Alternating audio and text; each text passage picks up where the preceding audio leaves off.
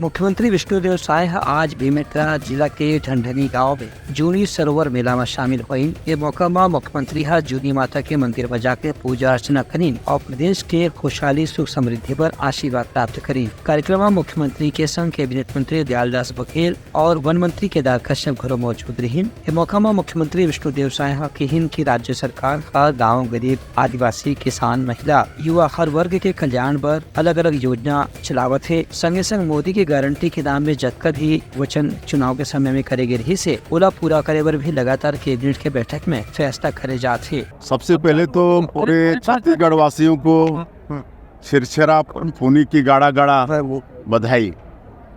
और आज हम लोग यहाँ पर ढंढनी गांव में आए हैं।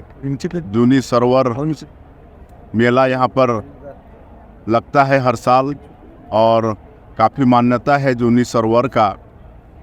और यहाँ पर माता आदि शक्ति विराजमान है।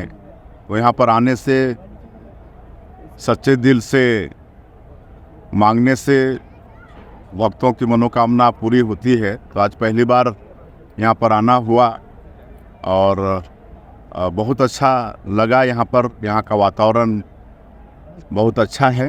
उनका कहना है कि बेमेतरा जिला में जो जूनी सरोवर के मेला है एकर भी विकास पर सरकार डहार ले पर्याप्त धनराशि उपलब्ध कराए जाही। ये कार्यक्रम में कैबिनेट मंत्री दयालदास बघेल और वन मंत्री केदार कश्यप घरों अपन विचार व्यक्त करें। Bureau report Lanka news.